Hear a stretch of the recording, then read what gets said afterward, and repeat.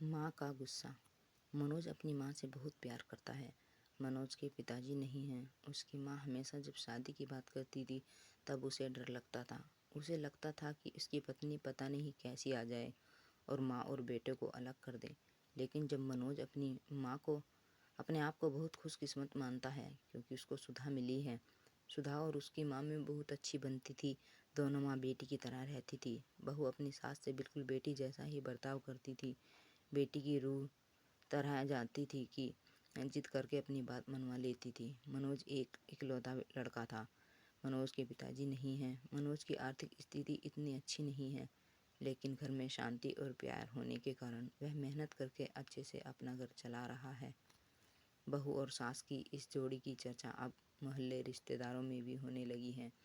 इनकी मिसाल दी जाने लगी है, लेकिन मनोज को नहीं पता था कि ऐसा कुछ होने वाला है।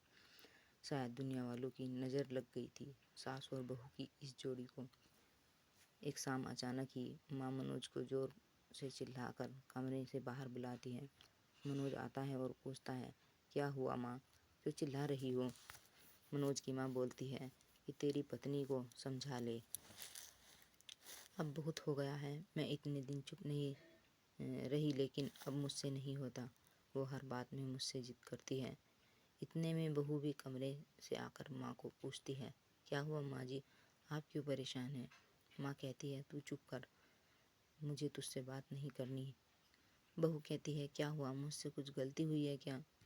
माँ बोलती है कि तू अपना यह नाटक बंद कर और मुझे अब तेरे साथ नहीं रहना है। माँ कहती है, बेटा तू मुझे गाँव छोड़ आ। मनोज बोलता है, वहाँ कौन है और वहाँ क्या करोगी? माँ कहती है, वहाँ मेरा भाई है और मैं मजदूरी कर लूँगी, लेकिन अब इसके साथ नहीं रहूँगी। अब मुझे बची हुई ज़िंदगी वहीं गुजारनी है। बहू बोलती है, माँ जी आप कैसी बातें कर रही हैं?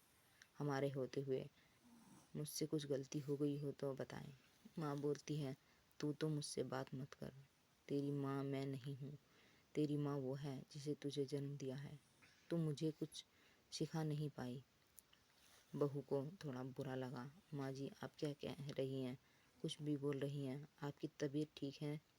बेटा बोलता है, माँ तुम आराम करो, अब शाम को बात करेंगे। माँ एकदम जिद पर अड़ जाती है, मुझे अभी गांव छोड़कर आ, अब मुझे यहाँ नहीं रहना।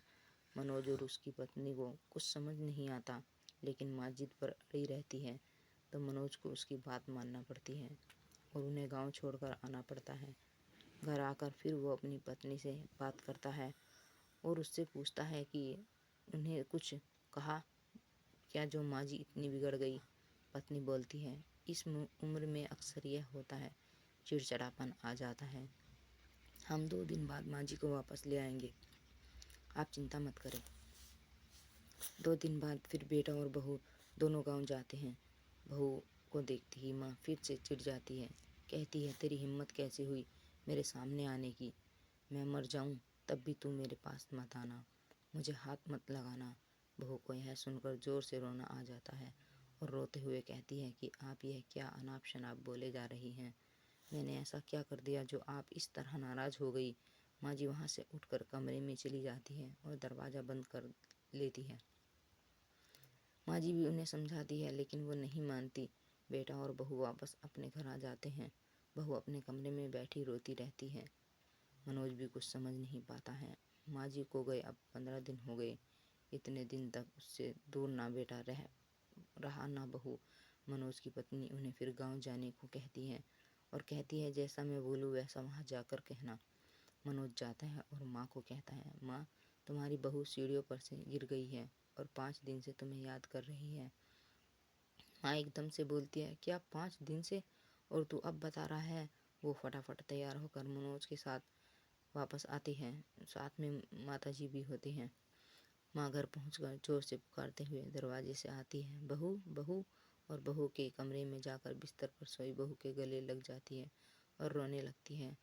बहू भी माँ जी से लिपट कर रोती है। फिर बहू कहती है, अब आप इतना प्यार करती हैं तो वहाँ क्यों बैठी थी 15 दिन से? माँ जी कहती हैं, तूने झूठ बोलकर मुझे बुलाया है। हाँ, पर पहले यह बताओ आप ऐसा बर्ताव क्यों कर रही थी? आपको मेरी कसम। माँ जी बहू के फिर गले लगती हैं और कहती हैं, बेटा अब दिन में मंदिर से आई हूँ, तो मैंने तुम्हारे और मनोज की बातें सुन ली। तुम बोल रही थी कि अभी हम बच्चा नहीं कर सकते क्योंकि उसकी ठीक से परवरिश नहीं कर पाएंगे। मैं तुम दोनों पर बोझ बन गई। मेरी वजह से तुम न जाने किन चीज़ों से समझौता कर रहे हैं। इसलिए मैंने यह नाटक किया ताकि तुम दोनों यहाँ रहो और अपनी ज़िंदगी और अपने सपनों को, अपने बच्चों को दुनिया में ला सको। मैं अब इतनी दिन नहीं रहूँगी। बहू और मनोज दोनों भी माँ जी की बातें सुनकर रोने लगे। बहू बोलती है, अगर आप दोबारा ऐसा करेंगी तो हम कभी बच्चा नहीं करेंगे। मनोज कहता है, माँ अब तुम भी यही रहोगी और दादी भी बनोगी। हम साथ रहेंगे तो सब अच्छा होगा। फिर माँ जी वहीं अपने बेटे और बहू के साथ फिर रहने लगी। मनोज और सुधा उसका ख्याल रखते हैं। धीरे धीरे मनोज के